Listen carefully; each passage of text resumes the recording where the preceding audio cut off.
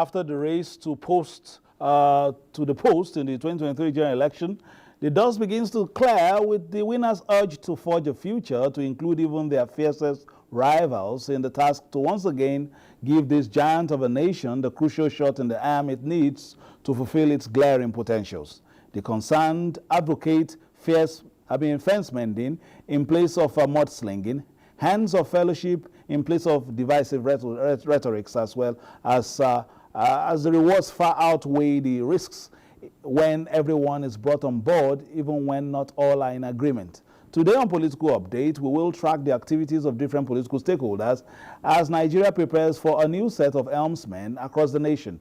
I'm Fisayo Ogunfui. Welcome.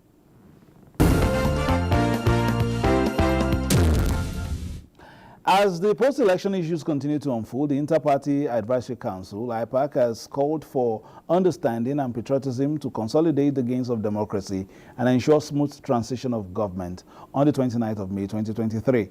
The council gave the advice at a meeting in Abuja. Advanced countries. Many believe the task ahead is enormous but surmountable, with all coming together in unity and common purpose to build a better and greater Nigeria. It is also time to demonstrate that democracy has come to stay in Nigeria and show the world that Nigerians respect the rule of law, the constitution, good governance and due process.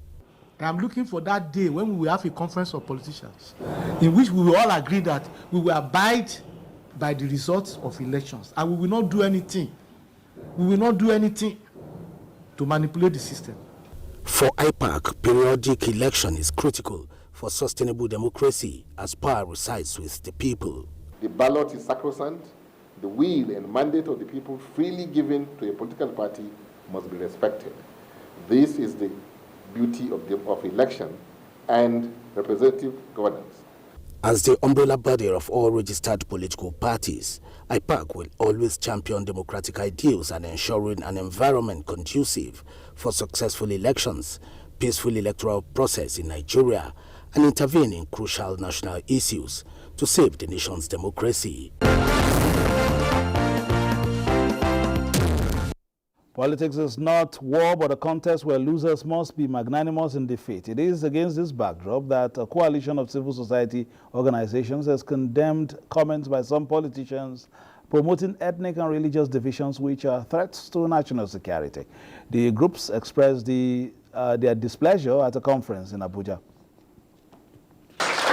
There are delegates from 158 anti-corruption civil society and non-governmental organizations, faith-based groups, youth and community-based organizations gathered in Abuja at a one-day national conference to deliberate on the way forward for Nigeria. After exhaustive deliberations, participants expressed concern over the state of the nation, especially divisive tendencies brewing up in some quarters.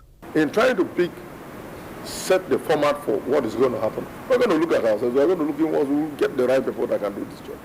You know, in the area of security, you get the best hands that will do the job. Not because it's, it's from your church or because it's from your tribe and all that, and then you pick the people. If the wrong person is put in position, then the right people should correct his wrongs and ensure that the rule of law is made to become as sacrosanct as it should be. Nigerians have a responsibility to prevent, dictate, and expose any form of social ill bedeviling the country, including corruption, the group emphasized.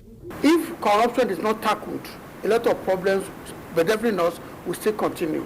And that's why we are asking for the rule of law to prevail. They advised the incoming administration to work hard to ensure that Nigeria remain united in peace and justice to all.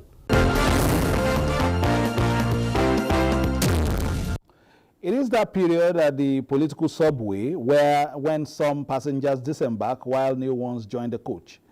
It could be a bit frenetic, crowded and noisy before the train continues its journey. In the next month or two, the nation will be taking, thanking some politicians for their services while welcoming the new men on the saddle with hope. Now joining us is Dr. Siraju Yakubu, Senior Lecturer and Head of Department of Public and International Law, Now University in Nigeria.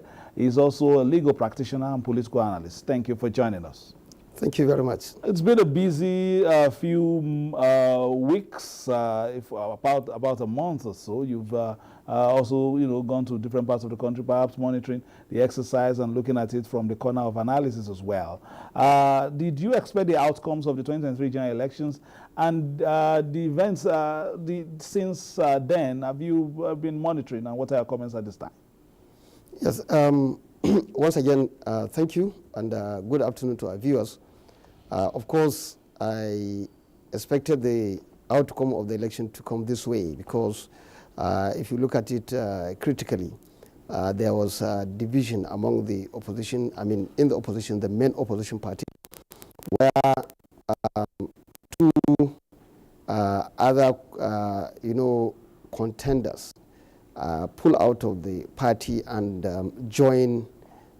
either join another party or form entirely a different party, and that has weakened the opposition, the main opposition, that is the PDP. So from there, it is scientific to even project that, of course, APC will win the election, and the APC has won the election, and with the development, the new innovation by INEC in terms of deployment of beavers has gone a long way to ensuring the credibility of the election itself.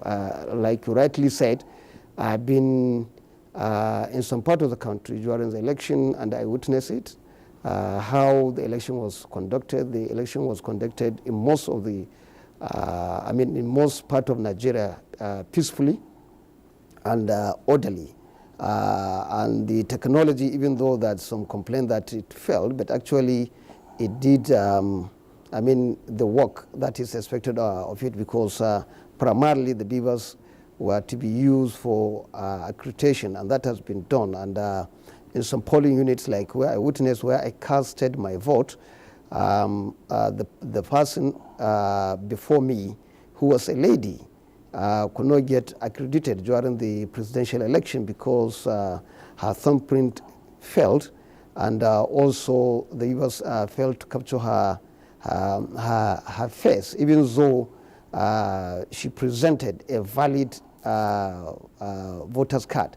And that has gone a long way in showing how the beavers were used in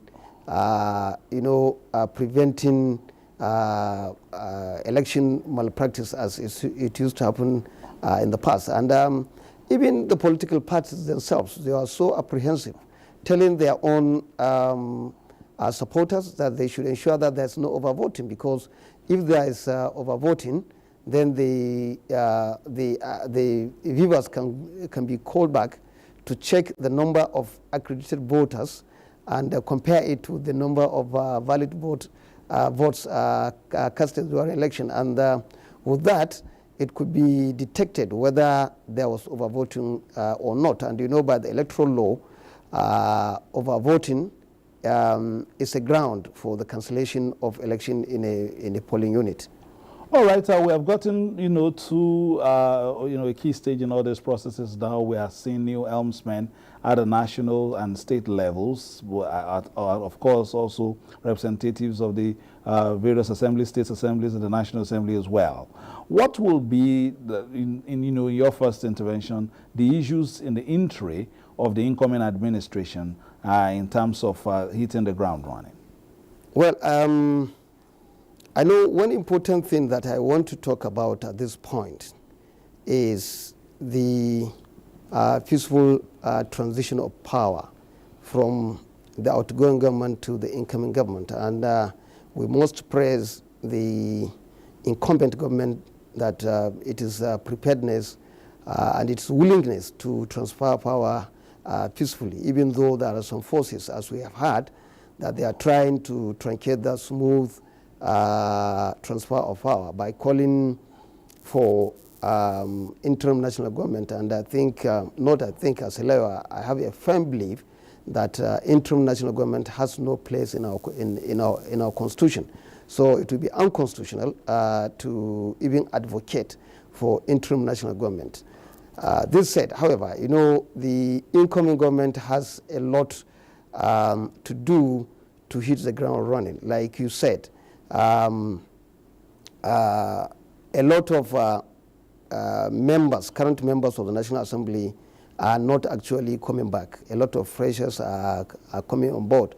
And you know there's less that executive arm of government can achieve without having its policies and agendas passing through the National Assembly smoothly. So what it means is that the incoming government needs a friendly National Assembly for it to function very well. We have had an experience before where because of the two arms were at loggerhead, a national budget was kept in the drawers of the National Assembly for about 7 months. We don't want a repeat of that. In that regard, we must call on the stakeholders, especially the party that won the election, that is the APC, and the presidential-elect and other critical stakeholders, including the current government, to make sure that the incoming leadership of the National Assembly is a leadership that is ready to stabilize the country by working hand in hand and amicably with the executive arm of government. One thing that is very disturbing at the moment is the fact that up to now the ruling party has not come up with the zoning arrangement of the remaining 2 or 4 key positions in the country. We know in Nigeria we have the president as number 1, we have the vice president as number 2, we have the Senate president number 3, we have the speaker number 4, and we have the deputy Senate president as number 6 position. Then we have the deputy speaker. So, and from what we are reading from the pages of the newspaper, there is, if care is not taken, there could be an infight within the ruling party itself in the parliament as who or which region is to have which position. Perhaps we could not, concretely base the analysis on the pages of newspaper, because perhaps the party has not come, like you have said, they've not allowed. They've not come into the space to voice their inclinations as far as that is concerned. But we would take a pause on this so that we can take a few stories before we come and then look at the outlook for the rest of the year, as well as the low-hanging fruits in terms of our development options as well. We'll take this story first. Governor Simon Lalong of Plateau State has reassured Nigerians that the reported plans by anti-democracy forces to scuttle the nation's transition program will not work. This was while speaking to journalists after an audience with President Muhammadu Buhari. This is the first formal engagement between President Muhammadu Buhari and the Plateau State Governor since the successful conduct of the last general elections. Governor Lalong was Director General of the APC Presidential Campaign Council that delivered Asiwaju Bola Ahmed Tinubu as president-elect. To him, the reported plans by some forces to scuttle the transition program to the next administration is laughable. Nigerians will always say, God forbid that. Not under the administration of President Buhari, who has been saying it every time, that I believe in democracy. I believe that after my tenure, I want to go and rest. He said it today, that I'm going back to Daura. And I told him that, yes, some of us will still disturb you in Daura. This man has worked very well for democracy. So those who are still talking about it, I will say they are just dreaming. They are just doing daydreaming. By the grace of God, President Buhari is going to bring a successor, and that successor is already Asiwaju Bola Ahmed Tinubu. Governor Lalong used the opportunity to express absolute confidence in the ability of the Tinubu-Shettima administration when inaugurated to sustain the legacies of the Buhari presidency and take Nigeria to greater heights. In the first 2 years, you will see a lot of things. This is a promise by APC under President Muhammadu Buhari. This is a promise that we went around all the nooks and crannies of Nigeria. We told them that this is the changes we are going to see, and people are expecting those changes. He said it in Lagos, and he did it. He is a talk and do president. advisory role of elder statesmen, especially past heads of state and presidents, remain vital to the overall development of a country, as their experience is invaluable. Vice President-elect Senator Kashim Shettima said this in an interview after visiting two former heads of state, General Ibrahim Badamasi Babangida in Minna. The visit to Minna, the Vice President-elect Kashim Shettima said, was to pay homage and interact with the elder statesmen, General Ibrahim Badamasi Babangida and General Abdul Salami Abubakar. They are the beacons of hope and will continue to tap from their wealth of experience and exposure. They have a lot to offer the nation and humanity. He also took time off to speak on what the people of Niger State should expect from the incoming administration.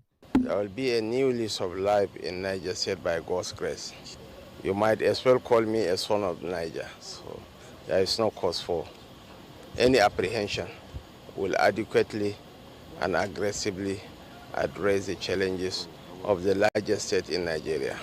The Vice President-elect and his entourage also visited the Emir of Minna, Umar Farouk Bahagu, at his palace, where he prayed for a smooth transition and for God to grant them wisdom as they set to pilot the affairs of the country. The National Working Committee of the People's Democratic Party, PDP, has appointed the Deputy National Chairman, North, Ambassador Umar Damagun, as the acting national chairman of the party. This was the fallout of the party's emergency meeting, which acknowledged the order of the Benue State High Court dated March 27, 2023, with regards to the chairmanship position of that party. It will be recalled that the ward executives of the erstwhile PDP national chairman, Yocha Ayu, this Sunday passed a vote of no confidence on him, thereby suspending him from the party. A high court sitting in Makudi, Benue State, consequently, in an order restrained him from performing the duties of the party's national chairman pending the determination of the substantive suit.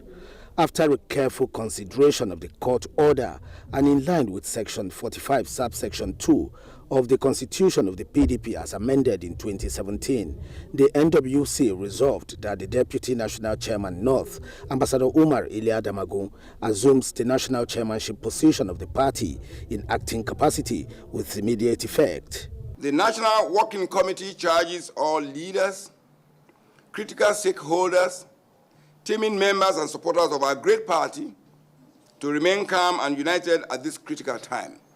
The acting national chairman of the PDP, Ambassador Umar Damagun, reacts. The party is law-abiding and we intended to follow what the law says. I will be here with you in an acting capacity pending the determination of what is to come soonest from the courts. Igor word of the erstwhile chairman of the PDP, Yocha Ayu, and that of his Boko local government area of Benue State were earlier at the National Secretariat of the PDP, where they distanced themselves from Ayu's purported suspension, describing it as not emanating from them, but a case of forged signatures. All right, we're still here with Dr. Sirajo, and we've been talking about, the state of the nation as far as politics is concerned. You saw that report from the PDP headquarters, National Secretariat here at Wadata House in Abuja. What are your comments at this time? Many in the political space will be hoping for strong opposition, but it seems as if, the party is still battling for the center to hold. Yes, of course, Nigerians are actually hoping for a very credible opposition, so that it will help the incoming government to sit up and do what is required of it. However, the change of leadership or the crisis, as we are seeing now with regard to who would be or who is the leader of the party, have been suspended. Yocha Ayu, does not mean that PDP, the main opposition, cannot put itself together and rally behind its new leader if the court finally determined that, yes, his suspension is valid. But as we can see from the report, his ward came to say that their signatures, I mean the officials of the ward came to say that their signatures were actually forged. So it now, up to the court to decide based on the evidence tendered before it, whether the suspension is legal or not. But still, like I said, the fact that there is leadership crisis does not mean that the party is in total disarray, because the constitution of the party provide that no vacuum should be left unfilled, and that's why you can see that the deputy national president, national chairman North has already stepped in and is currently leading the party. All right, let's come to the FCT very briefly before we go. The FCT Senator-elect, Ireti Kingibe, has solicited the support of Senator Philip Aduda, promising to build on his achievements. He has had several senators before me. They've all given their input into making FCT what it is today. I thank them all. And my predecessor also has given FCT his best in the last 12 years. For that, we also thank him. I would like him to know that I am willing to continue work from wherever he has left off. I'm also willing to listen to his advice since he's around. All the other contestants, I would also like to reach out to them, make them understand that this whole thing is not about me. If we all join hands, we can move FCT to places that it has not been before, taking their ideas and mine. Whatever they would have done had they won, I'm willing to work with them to get those things done. All right, for the last line, what will be your advice to the incoming helmsmen across the country as we head to, May 29th? Talking about the state governors, especially the freshers, and of course the administration at the center. Dr. Surajo, before I let you go. Yes, my advice to them is to keep to their campaign promises. They have made promises while campaigning, so they should know that it is based on that people elected them, gave them their mandate. So those promises have now become the mandate that the people have given them. In any democracy, governments, any government that is elected must, as a matter of